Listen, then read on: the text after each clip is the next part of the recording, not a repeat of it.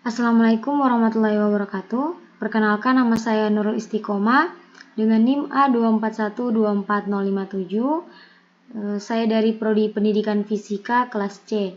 Saya membuat video ini untuk memenuhi tugas kedua UTS mata kuliah Fisika Sekolah 1 dengan dosen pengampu Ibu Deltawati Isti Ratnaningtyas MPD. Di video ini saya akan membahas materi dinamika gerak partikel. Dalam dinamika gerak partikel kita akan membahas 3 pembahasan, yaitu yang pertama mempelajari hukum-hukum Newton gerak, yang kedua mempelajari apa saja jenis-jenis gaya, dan yang terakhir mempelajari dinamika gerak melingkar. Nah, masuk pada pembahasan pertama, kita masuk pada hukum Newton. Nah, hukum Newton ini ada 3. Hukum 1 Newton itu menyatakan benda yang diam akan tetap diam dan benda yang bergerak dengan kecepatan tetap akan tetap bergerak dengan kecepatan tetap apabila resultan gaya yang bekerja pada benda adalah 0. Nah, apabila resultan gaya yang bekerja pada benda sama dengan 0, maka ada 2 kemungkinan, benda yang diam akan tetap diam dan benda yang bergerak dengan kecepatan tetap atau kecepatan konstan itu akan tetap bergerak dengan kecepatan tetap atau kecepatan konstan. Maka secara matematis itu ditulis sigma F sama dengan 0. Nah, hukum 1 Newton ini juga disebut dengan hukum kelembaman. Apa sih itu hukum kelembaman? Nah, hukum kelembaman yaitu kecenderungan suatu benda untuk mempertahankan posisinya. Contoh, pada saat kelereng yang diletakkan di atas lembar kertas yang berada di atas meja, kemudian kertasnya itu ditarik secara tiba-tiba, maka kelereng itu akan tetap diam berada di atas meja. Namun saat selembar kertas dengan kelereng yang berada di atasnya, yang berada di atas meja itu ditarik secara perlahan-lahan, ya maka kelereng itu akan mengikuti gerakan kertasnya.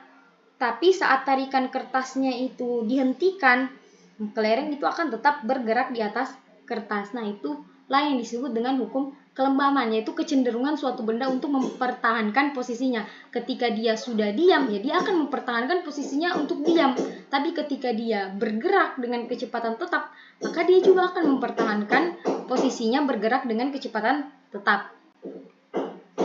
Lanjut, hukum kedua Newton. Hukum 2 Newton itu menyatakan percepatan sebuah benda itu berbanding lurus dan searah dengan resultan gaya yang bekerja pada benda dan berbanding terbalik dengan masanya.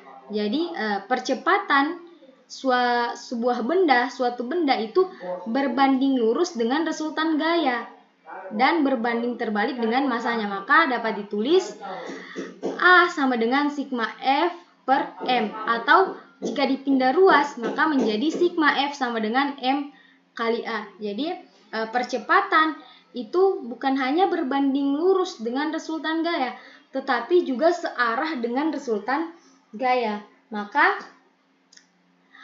kalau arah resultan gayanya itu ke kanan, maka berarti percepatannya juga akan ke kanan. Nah, kalau arah resultan gayanya ke kiri, maka arah percepatannya juga ke kiri. Lanjut, yang ketiga, hukum 3 Newton. Nah, hukum 3 Newton ini menyatakan setiap aksi akan menimbulkan reaksi. Nah, jika suatu benda memberikan gaya pada benda yang lain, maka benda yang terkena gaya akan memberikan gaya yang besarnya sama dengan gaya yang diterima dari benda pertama, tetapi arahnya berlawanan. Nah, contohnya ketika kita mendorong tembok. Nah, pasti tembok itu juga akan memberikan gaya yang sama besarnya. Seberapa besar kita mendorong tembok, maka tembok itu juga akan memberikan kita gaya yang sama besarnya, tapi dengan arah yang berlawanan. Seperti itu. Nah, maka dapat ditulis secara matematis rumusnya F aksi sama dengan min F reaksi. Jadi ya, hukum 3 Newton ini ya aksi dan reaksi atau sebab dan akibat. Kalau tidak ada sebabnya maka tidak ada akibatnya. Kalau tidak ada aksinya maka tidak ada reaksinya. Baik, selanjutnya pembahasan yang kedua yaitu jenis-jenis gaya. Nah, gaya dalam materi dinamika gerak partikel itu terbagi menjadi 4. Yang pertama ada gaya berat. Nah, gaya berat ini dilambangkan dengan huruf B. Gaya berat itu arahnya selalu ke bawah atau menuju pusat bumi. Maka dirumuskan dengan berat benda sama dengan massa benda dikali dengan percepatan gravitasi bumi. Nah, percepatan gravitasi bumi itu adalah 9,8 meter per sekon kuadrat atau 10 meter per sekon kuadrat. Nah, cara menggambar vektor gaya berat itu titik pangkal vektor gaya berat ini harus berada di tengah-tengah benda dan menuju ke pusat bumi, menuju ke bawah, menuju ke pusat bumi. Nah, bagaimana pada benda yang berada di bidang miring? Nah, pada benda yang berada di bidang miring, titik pangkal vektornya juga harus berada di tengah-tengah benda dan arahnya harus selalu ke bawah, menuju ke pusat bumi. Selanjutnya ada gaya normal. Nah, gaya normal yang dilambangkan dengan huruf N besar itu, gaya normal merupakan gaya yang diberikan permukaan bidang terhadap benda dengan ketentuan yang pertama harus ada kontak antara benda dan permukaan bidang. Jadi harus ada kontaknya. Contohnya seperti kotak yang berada di atas meja. Setelah itu, yang kedua itu arahnya selalu tegak lurus terhadap permukaan bidang. Jadi arah vektor gaya normal itu harus tegak lurus terhadap permukaan bidang. Nah, cara menggambar vektor gaya normal yaitu titik pangkal vektornya itu harus berada di antara benda dengan permukaan bidang. Harus berada di antara benda dan permukaan bidang. Karena permukaan bidang itu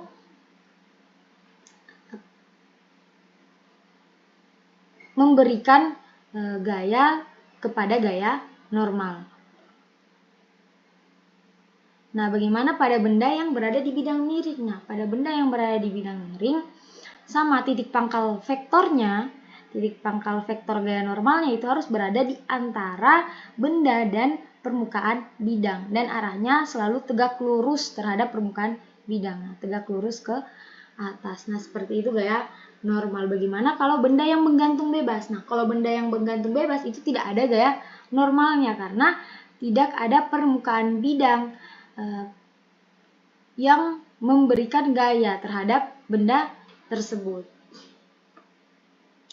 Terus yang ketiga ada gaya tegangan tali. Gaya tegangan tali ini dilambangkan dengan huruf T besar. Nah, tegangan tali merupakan gaya aksi reaksi yang terjadi antara dua benda dengan dinding maupun benda dengan atap dengan ketentuan yang pertama, selama talinya sama, maksudnya tidak terputus oleh benda, maka gaya tegangan tali selalu sama. Dan yang kedua digambar dua arah karena merupakan gaya aksi reaksi. Nah, contohnya yang pertama ini. Kan ada tali yang dihubungkan oleh katrol membawa dua beban benda. Yang ada benda A dan ada benda B. Nah, yang pertama kita harus menggambar dulu vektor gaya beratnya. Nah, ya. Jadi ini vektor gaya berat untuk A. Nah, ini gaya berat untuk benda B. Nah, tegangan talinya sama karena tegangan talinya itu tidak diputus oleh benda karena tegangan talinya ini dihubungkan oleh katrol. Jadi tegangan talinya benda A dengan tegangan talinya benda B itu sama. Nah, gambarnya itu harus digambar dua arah karena mereka merupakan gaya aksi reaksi saling tarik menarik.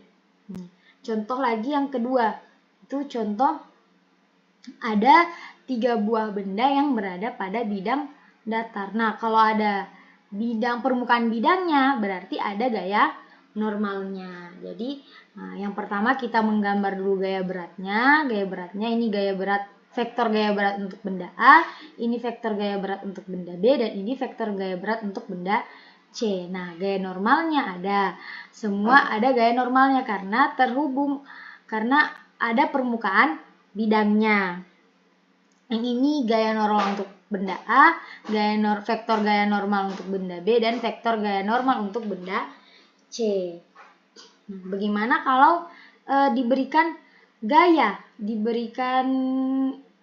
kita berikan gaya sebesar F. Nah, ketika kita berikan gaya sebesar F, benda A dan benda B ini itu bergerak bukan karena gaya yang kita berikan, tapi karena adanya tegangan tali yang menariknya.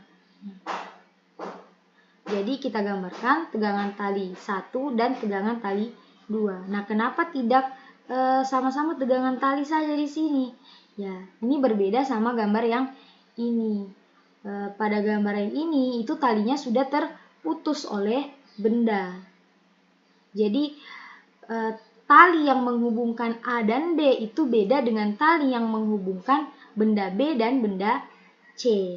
Jadi mereka ada tegangan tali 1 dan tegangan tali 2. Nah, bagi benda A, tegangan tali 1 ini menariknya ke arah kanan, dan bagi benda B, tegangan 1 ini menariknya ke arah kiri. Begitu juga pada benda B, T2 ini menariknya itu ke arah kanan, tapi bagi benda C, T2 ini menariknya ke arah kiri. Nah, yang ketiga ada gaya gesek. Nah, gaya gesek ini dilambangkan dengan huruf F kecil. Gaya gesek itu merupakan gaya yang arahnya selalu menghambat gerak benda. Gaya gesek terbagi menjadi dua, yaitu gaya gesek statis yang dilambangkan dengan Fs, itu terjadi saat benda diam. Maka rumusnya gaya gesek statis maksimum sama dengan gaya normal dikali dengan μs, koefisien gesek antara koefisien gesek statis. Terus yang kedua itu ada gaya gesek kinetis yang dilambangkan dengan Fk. Maaf, di sini ada Fk. Nah, gaya gesek ini terjadi saat benda bergerak. Yang rumusnya gaya gesek kinetis sama dengan gaya normal dikali dengan koefisien gesek kinetis.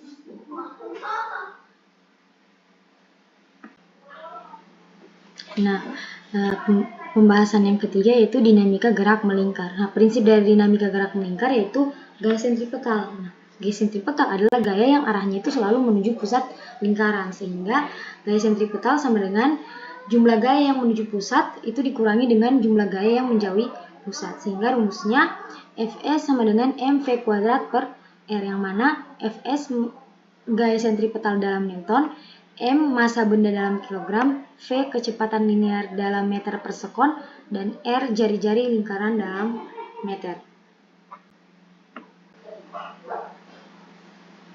Nah, selanjutnya yang pertama ada gerak melingkar vertikal. Nah, ini ada tali yang dihubungkan dengan benda.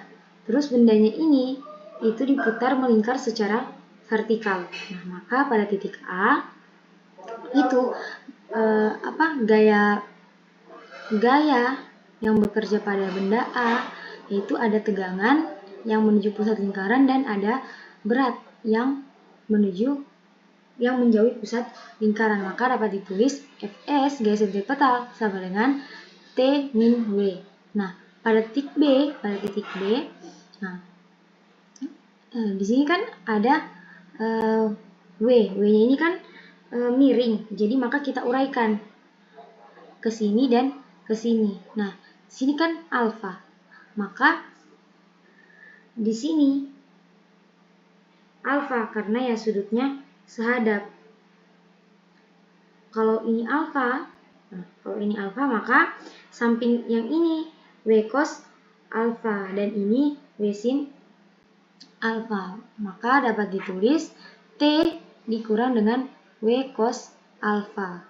Karena yang menjauhi pusat lingkaran W cos alfa. Dan pada titik C itu yang menuju pusat lingkaran adalah tegangan, dan yang menjauhi pusat lingkaran itu tidak ada, maka yang ditulis T saja, tegangan. Nah, pada titik D, ini dua gayanya itu menuju pusat lingkaran semua, tidak ada yang menjauhi pusat lingkaran, maka dapat ditulis tegangan plus gaya berat.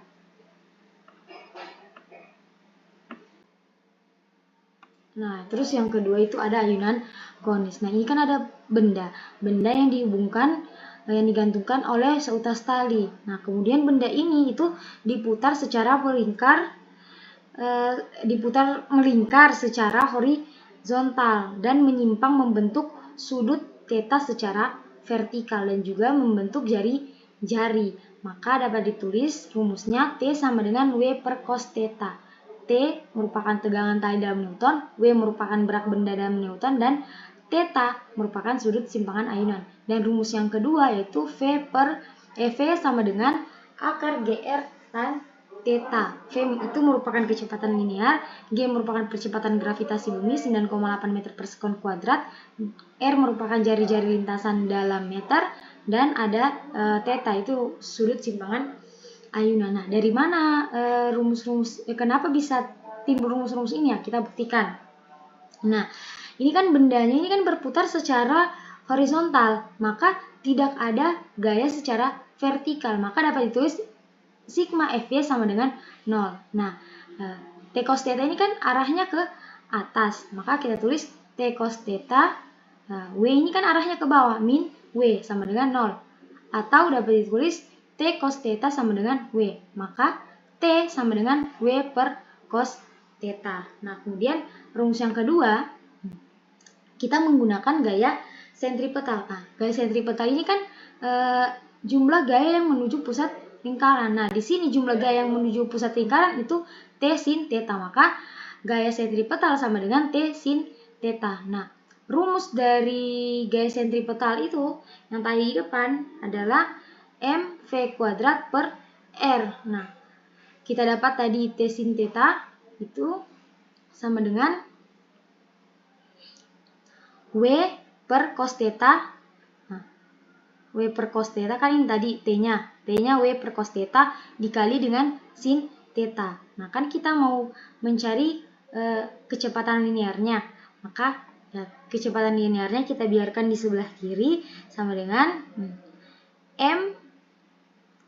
W ini kan apa? W ini kan massa dikali dengan gravitasi, maka mg dikali sin bagi cos theta menjadi tan theta dikali, kan ini tinggal m per r.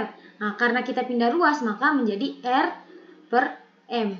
Nah, m-nya ini habis kita coret, maka tinggal v kuadrat sama dengan gr dikali dengan tan theta. Atau kalau mau diakarkan menjadi v sama dengan akar gr tan theta.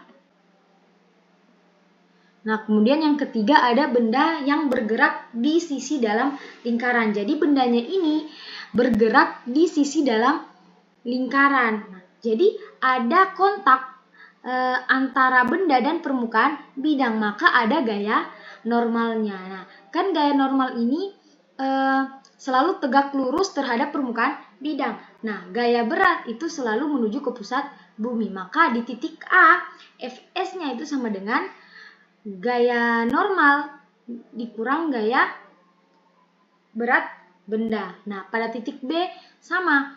Nah, di sini W-nya, berat bendanya ini kita jabarkan menjadi W cos alfa dan W sin alfa. Maka yang menuju pusat lingkaran itu ada gaya normal dan yang menjauhi pusat lingkaran itu ada W cos alfa. Nah, pada titik C itu yang menuju pusat lingkaran ada gaya normal dan yang menjauhi pusat lingkaran itu tidak ada. Maka kita tulis Fs sama dengan N.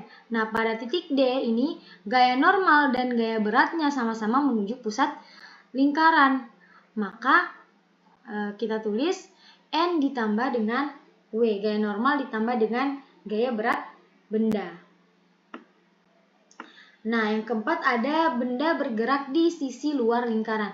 Nah, yang tadi di sisi dalam lingkaran sekarang bergerak di sisi luar lingkaran. Jadi gaya normalnya ini keluar lingkaran, bukan masuk lingkaran seperti yang sebelumnya tadi. Nah, maka pada titik A ini ya kita tulis benda gaya yang menuju pusat lingkaran, jumlah gaya yang menuju pusat lingkaran kan W. Nah, W dikurang dengan jumlah gaya yang menjauh dari pusat lingkaran. Maka gaya sentripetal Fs sama dengan W dikurang dengan M, dikurang dengan gaya normal. Nah, pada titik B, nah ini kan W-nya ke sini. Maka kita jabarkan menjadi W di sini dan W di sini ya. Ini kan sehadap. Maka di sini alfanya. Nah, jadi di sini W cos alfa, di seberangnya W sin alfa. Maka dapat kita tulis, titik yang gaya yang menuju pusat lingkaran itu adalah W cos alfa. Jadi W cos alfa dikurang dengan gaya normal, karena gaya normalnya itu menjauhi pusat lingkaran.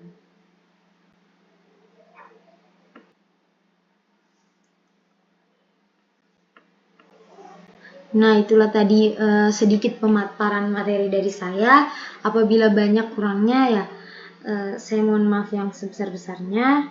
Wassalamualaikum warahmatullahi wabarakatuh.